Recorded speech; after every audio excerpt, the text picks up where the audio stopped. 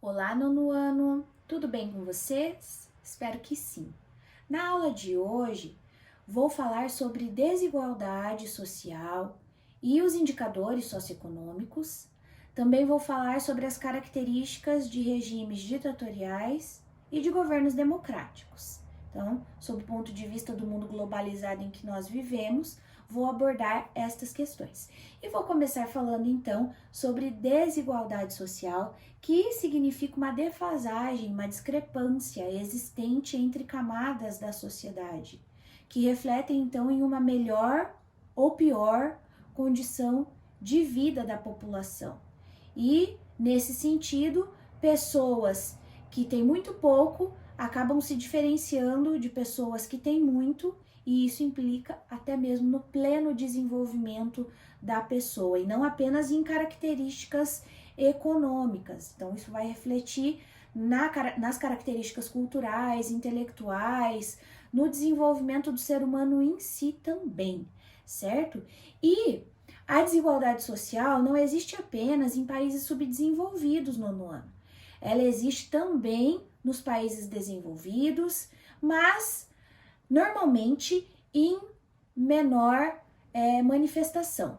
Então, a desigualdade social não é exclusiva de países subdesenvolvidos, como já comentado, e ela vai se manifestar em diversas esferas. Vai se manifestar na esfera local, regional e mundial. Por exemplo, em um município é possível identificar desigualdades entre bairros, onde um bairro é mais pobre, um bairro é mais rico. E, sob o ponto de vista mundial, nós podemos caracterizar as desigualdades existentes entre países, certo? E a desigualdade social pode ser interpretada facilmente observando diferentes paisagens, como vocês podem ver aqui na tela, imagens que também estão na página 24 do livro didático de vocês. Nós temos uma primeira imagem que mostra a região de pobreza em Mumbai, na Índia, foto registrada em 2019, onde podemos observar moradias precárias, muito lixo, nas ruas. E na segunda imagem, nós podemos observar construções luxuosas em Istambul, na Turquia, foto também registrada em 2019. Então, comparando essas duas imagens, a gente pode determinar essa grande desigualdade social existente entre esses locais. E isso vai impactar nas condições de vida das pessoas que ali residem, que ali frequentam, em termos de saúde, até mesmo de educação e das condições econômicas também, certo? Bom, no mundo todo, as desigualdades sociais são grandes e os países são até mesmo classificados como países do norte e países do sul, como vocês podem observar na imagem que está aqui na tela, certo? Nela nós temos então um mapa que mostra em laranja países do norte, que normalmente são países mais ricos, com exceção da Austrália e Nova Zelândia, que estão no sul, e em rosinha, países do sul, que são caracterizados por serem países mais pobres. Então, existe essa divisão simplificada, mostrando que no hemisfério norte, países mais ricos estão concentrados e no hemisfério sul estão concentrados os países mais pobres. Mas, na verdade, pessoal, são diversas as características que explicam essa discrepância do desenvolvimento tecnológico e das condições de desenvolvimento de maneira geral existentes entre os países. No entanto, já existiram muitas teorias extremamente simplistas e preconceituosas, como o determinismo natural ou o determinismo geográfico, que coloca fatores como as condições climáticas e até mesmo a etnia, justificando o porquê do melhor ou pior nível de desenvolvimento socioeconômico do país. Mas afinal de contas, pessoal, vocês sabem como se mede a desigualdade e as condições socioeconômicas da população, então, primeiramente, eu vou falar para vocês dos indicadores sociais, certo? Os indicadores sociais, eles servem para demonstrar o perfil socioeconômico de cada localidade e o Índice de Desenvolvimento Humano, o IDH, é um dos mais utilizados para isso, porque ele mostra 3 principais dimensões das características socioeconômicas da população, que seria o acesso ao conhecimento e à educação, as condições do padrão de vida e a longevidade, ou seja, a esperança de vida da população ao nascer, certo? Então, a partir do IDH, nós podemos compreender, então, as desigualdades existentes entre os locais. Observem a imagem que está aqui na tela e também na página 26 do livro didático de vocês. Nela, então, nós temos o IDH, onde 1 seria perfeito e 0 seria ruim.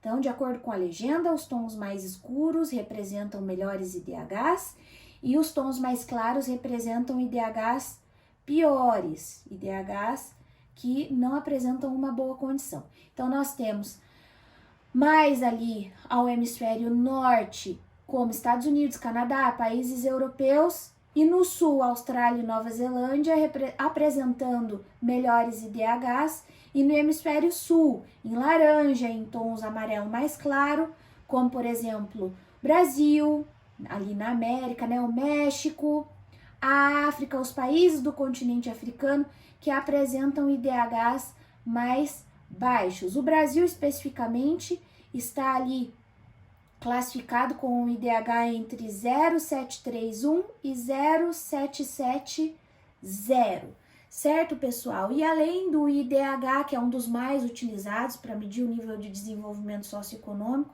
existe o índice de Gini, que foi criado por um italiano chamado Conrado Gini, que mede a desigualdade entre as classes sociais. E esse índice, ele está associado à curva de Lorenz. Observem a imagem que está aqui na tela. Essa curva permite analisar e caracterizar a distribuição de renda de uma população. A igualdade é representada por uma reta, e essa reta, ela está relacionada com o eixo X, que mostra o percentual da população, a porcentagem de indivíduos, e Y, a renda, certo?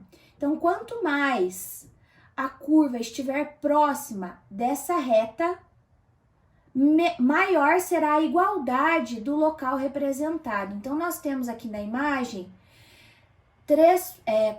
4 países, onde o Brasil estaria mais longe da reta, né, pessoal?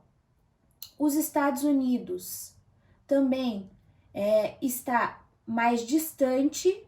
Depois nós temos um pouquinho mais próximo a Grã-Bretanha e a Suécia. Então, de acordo com o exemplo aqui, o Brasil seria o país com maior desigualdade, na sequência Estados Unidos, depois Grã-Bretanha e por fim a Suécia, certo?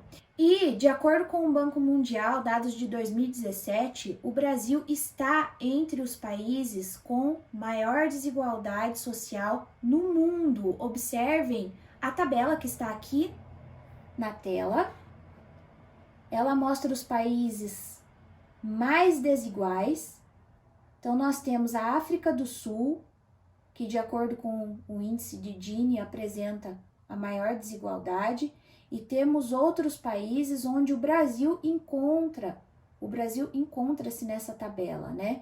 Então, o nosso país, ele é um país bastante desigual, onde muitos têm pouco e poucos têm muito.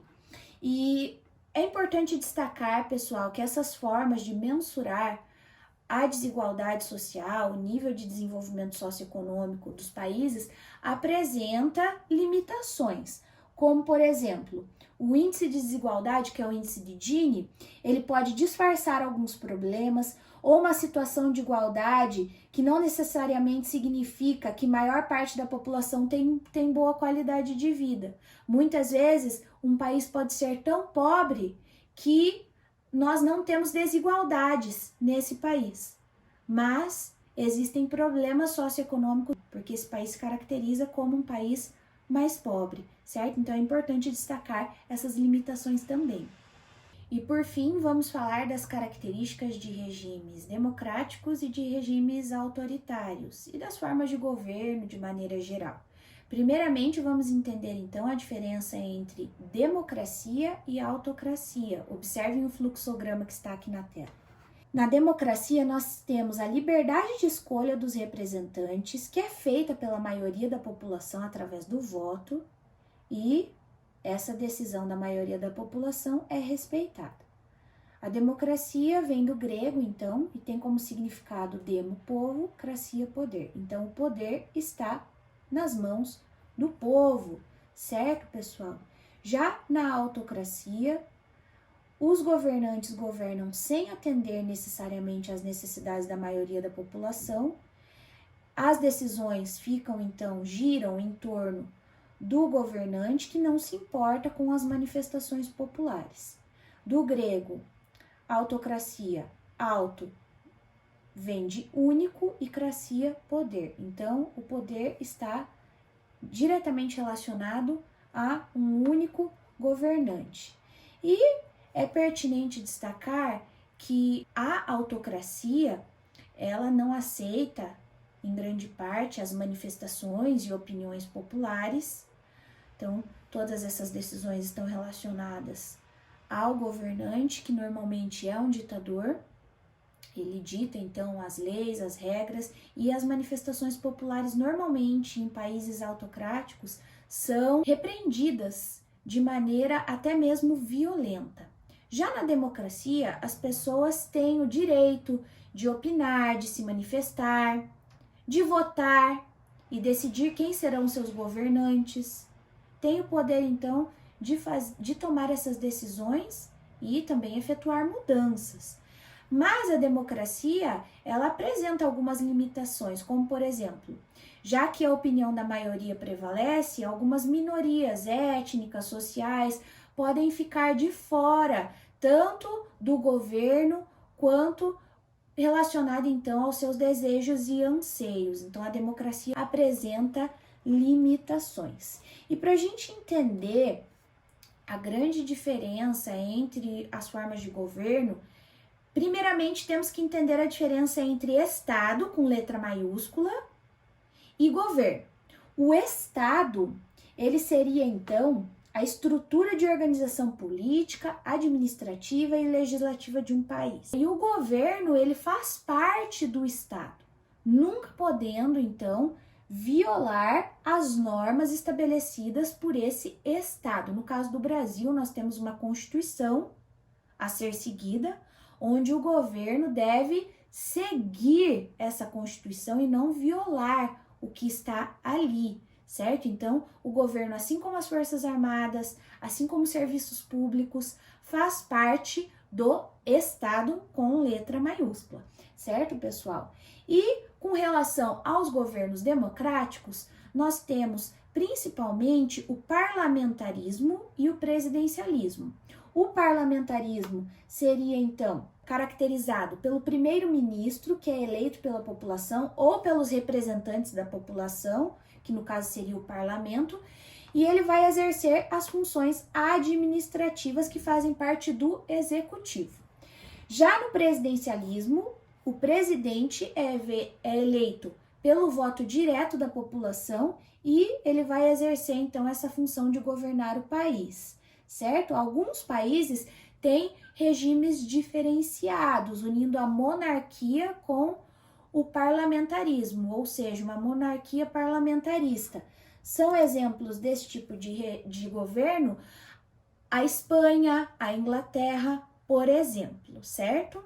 E ainda falando sobre as formas de governo, nos regimes absolutistas, nós temos a figura centralizadora, que seria, então, normalmente o ditador, que conta com o apoio das forças de segurança para reprimir qualquer manifestação contrária ao governo, qualquer manifestação popular, certo? Como um belo exemplo de regimes absolutistas, nós temos as monarquias absolutistas, onde a hereditariedade determina a sucessão do poder. Então, o poder vai passando de pai para filho entre os familiares, sem o direito de voto da população. Então, isso dificulta mais ainda a possibilidade de outras classes assumirem as lideranças políticas. E para sintetizar os conteúdos abordados na aula de hoje, pessoal, eu peço para que vocês façam 2 exercícios, o 4 e 5, da página 32 do livro didático de vocês, e eu volto aqui para efetuar a correção dessas atividades. Bons estudos para vocês e até mais. Tchau, tchau!